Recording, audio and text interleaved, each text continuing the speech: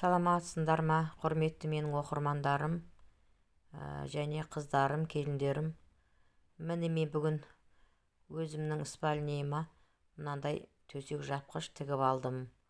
Сол төсек жапқышты сіздерге де үйреткім келіп отыр.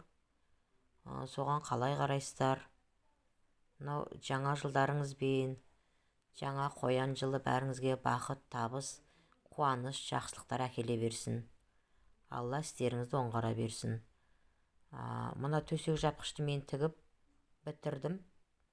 Енді осын сіздерге қалай тігілу жолын бәрін көрсетіп үйреткім кеп отыр.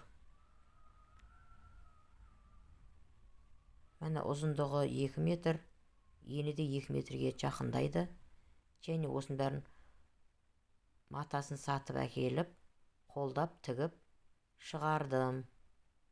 Екі жағына желбіршегін салдым. Үстін мынандай өзінің тігістермен өрнек жасадым үстіне. Соның барлығын сіздерге үйретемін. Мал таппайтын еркек жоқ, оның құрарын айт дейді, үйде құрайтын әйел. Сондықтан сіздерге қазақтың қолынан іс келетін өнерлі келіндері болсаңыздар жаман болмайды.